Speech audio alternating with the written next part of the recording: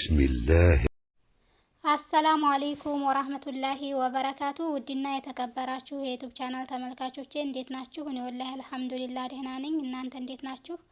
ዛሬ በጣም ደስ ይላል ማለት ነው። ሪያድ በረራ ተጀምሯል። በጣም በከባድ ችግር ላይ የሚገኙ እህቶቻችን ልጅ ያላቸው ነፍሰ ጡሮቹ ምናምን ገብተዋል። አልሐምዱሊላህ ሁሉም ጠቅላላ ባይገቡ የተወሰኑ ገብተዋል። ኢንሻአላህ በረራው ባያቋርጥ በዚሁ ቢቀጥልበት ደስ ይላል ማለት ነው። በጣም ያሳዝናል። ሀገር እንደሌለን በባዶ እግራቸው ፌስታል ለብሰው ልጆቻቸውን ራሱ እዚህ ተቀምጠው የገቡ አሉ። በጣም ያሳዝናል። ወላሂ ልጅ ያላችሁ ያው ስሜቱን ታውቁታላችሁ። ልጅ ጥሎ መግባት በጣም ከባድ ነው። ለምን ልጆቻቸውን እንዳልሰጧቸው ሱብሃንአላህ በጣም ያሳዝናል ማለት ነው። በባዶ እግራቸው ራሱ ጫማ የሌላቸው አሉ። ወላሂ ስንት ወር ሙሉ በእስር ቤት ተሰቃይተው ገቡ። ሁላችንም መቼም ቤተሰቦቻችንን እንለውጣለን እኛም ሰርተን እንለወጣለን ብለን ወተን እዚህ ስደት ዓለም ላይ ተንገላቶ መግባት በጣም ይከብዳል። ወላሂ አሁንም ቢሆን በጣም ብዙ እህቶቻችን ወንድሞቻችን እየተሰቃዩ ነው ያሉት። በረራው ኢንሻአላህ ባይቋረጥ በጣም ደስ ይላል ማለት ነው። ሁሉም በዚሁ ወደ ሀገራቸው ሄደው ረመዳንን ቢያንስ ከቤተሰቦቻቸው ጋር ቢጾሙ ቪዲዮውን ላሳያችሁ ማለት ነው። በጣም ደስተኛ ነኝ አገሬ በመግባቴ። ኢትዮጵያ ለዘላለም ትኑር፣ ሁልጊዜም ትደግልኝ። በጣም ነው ደስ ያለኝ ማለት 6 ወር ነው የታሰርኩት። ብቻ አልሐምዱሊላህ ያው ባላ ፈቃድ ዛሬ ገብተናል። በጣም ደስ ይላል ከብዙ ስቃይ በኋላ ማለት ነው። ስንታመም እንኳን ማለት ነው በስነ ስርዓት ያሳክሙንም። በጣም ታመን በእርግጫ ነው የሚያደርጉን። እስከምትሞቱ እስከሚጨርሷቸው እስከምትሞቱ ጠብቋቸው ነው የሚሉት እንጂ ቶሎ ወደ ሆስፒታል ሐኪም የለም ዶክተር የለም እያሉ ስንቶቹ እየሞቱ ነው ያሉት። የምሰራበት ቦታ ሳውዲ አረቢያ ነው። ሳውዲ አረቢያ ሪያድ ውስጥ 2015 ነው የሄድኩት እና ስደት በጣም ከባድ ነው። በተለይ ደግሞ በህገ ወጥ ጠፍተው ለሚሰሩ ሰዎች በጣም ከባድ ነው እና ጠፍታችሁ የምትሰሩ ሰዎች ባትጠፉ ደስ ይለኛል። ሴት ልጅ የምትፈልገውን ነገር አያደርጉልንም። ሴት ልጅ ብዙ ነገር ትፈልጋለች፣ ያንን ደግሞ አሟልተው አያመጡልንም እና ስደት በጣም አስከፊ ነው።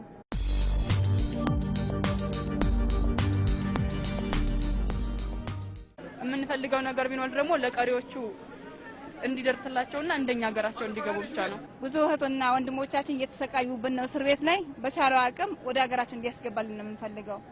ብዙ ሰዎች አሉ ሳይዘጋም ከረመዳን በፊት ቢያስገባልን ደስ ይለናል። ለመንግስታችን አሁንም ቀሪ ወንድሞቻችን እህቶቻችን እየተሰቃዩ ነው ያሉ በሳውዲ አረቢያ ወደ ሀገሮቻቸው እንዲገቡልን በትህትና እንጠይቃለን።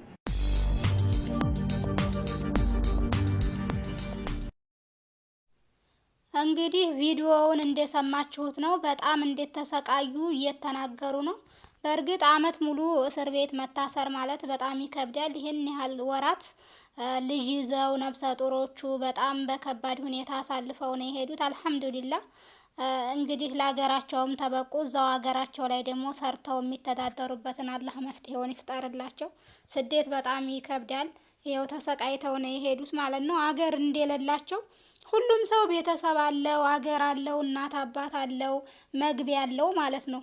ይሄን ያህል ተሰቃይተው መግባት የለባቸውም ነበር። በእርግጥ መንግስት በስርዓት በስነ ስርዓቱ ማስገባት ነበረበት። አልሐምዱሊላህ አሁንም በረራ መቋረጥ የለበትም። የቀሩት በመቶ ሺህ የሚቆጠሩ ጅዳም ሪያድም ያሉት እህት ወንድሞቻችን መግባት አለባቸው ሳይቋረጥ በረራ ማለት ነው። ከዚህ በላይ የባሰ እንዳይሰቃዩ አገራቸው እንዲገቡ አሁንም ቢሆን ስራውን ተግታችሁ ለመስራት ሞክሩ ማለት ነው። ኢንሻአላህ እዚህ ያላችሁም እህቶች ወንድሞች ሲከፈት በረራ ሁላችንም ወደ ሀገራችን ለመግባት መሞከር አለብን። የስደት ስቃይ በዚህ ይበቃል ማለት ነው።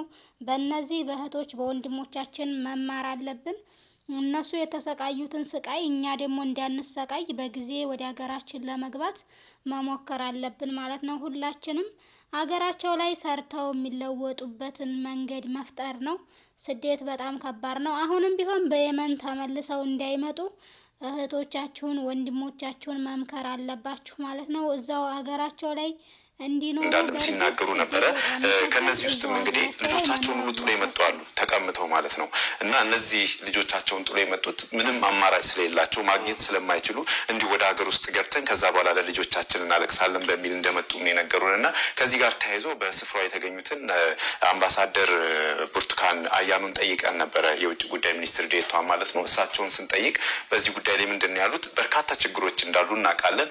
ይህንን በተለይ ህጻኖቻቸውን ጥሎ የመጡትን እናቶች ለመርዳት ዲፕሎማሲያዊ ግንኙነት በማድረግ በርካታ ስራዎችን እነዚህ እንባዎች በሰው ሀገር ላሳለፏቸው የሰቆቃ ጊዜያትና የማይሆን ቢመስልም ወደ ናፈቁት የሀገራቸው አፈር በመብቃታቸው የወረዱ ናቸው። በሳውዲ አረቢያ እስር ቤቶችና ሌሎች አስቸጋሪ ሁኔታዎች ውስጥ ያልጠነከሩ አራስ ልጆቻቸውን ሳይቀር ይዘው በበርካታ መከራዎች ውስጥ ቢያልፉም ነገን በሀገራቸው ተስፋ አድርገዋል። 10 ዓመት ተቀምጠን ይሄን ኪስ ይዘን ነው የመጣ ነው።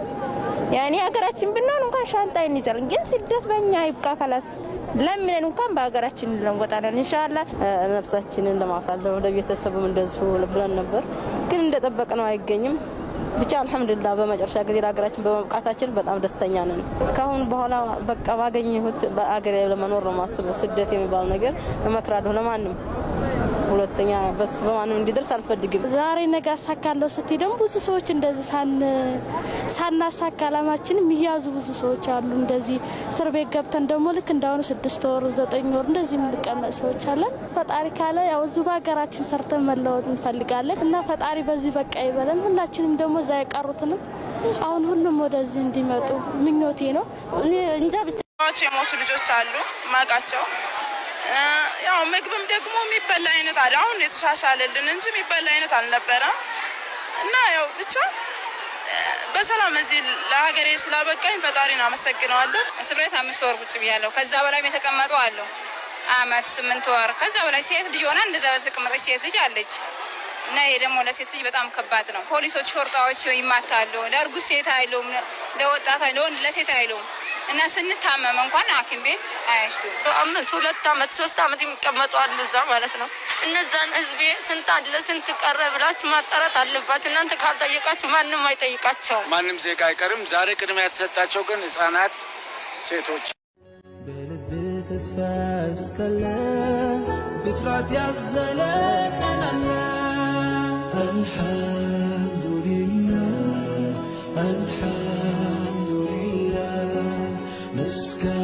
شهر الوحدة أهلا يا شهر القرآن أهلا يا شهر الغفران أهلا يا شهر التوبة أهلا أهلا أهلا يا رمضان أهلا أهلا يا رمضان يا بالكلام يا كفتا يا فكاتنا አዲስ ንጋት የመስከረም ረመዳን ረመዳን አገናኘን በፍቅር ዳግም የአንድነት የህብር ቀለም የከፍታ የፍካት ዓለም አዲስ ንጋት የመስከረም ረመዳን ረመዳን ሰበሰበን በፍቅር ዳግም من الذي أمر بالحجاب؟ ها يا إخوان، الله الذي أمر بالحجاب. الله عز وجل أمر أن تغطي شعرك، الله عز وجل أمر أن تغطي وجهك، يعني المرأة. ነቢያችን ምን ይላሉ? ኢዛ ጃአ ረመዳን ሲመጣ ፉትሐት አብዋቡል ጀና፣ የጀነት በሮች ይከፋፈታሉ። ፉትሐት ሙባለጋን ይከፋፈታሉ። ወጉልቀት አብዋቡ ናር፣ የጀሃነም የወደደህን አትጥላ፣ ያመነህን አትክዳ፣ ያስታወሰህን አትርሳ፣ ያጎረሰህን አትንከስ። ملا شاور يا توبة يا الرحمن ازنت يا رحمة يا سوطلات جنوش مساريا يا وبهاجر جنات مكفشا يا وبهاجر جنات مكفشا رمضان رمضان شهر الرحمة شهر الغفران رمضان شهر التوبة شهر القرآن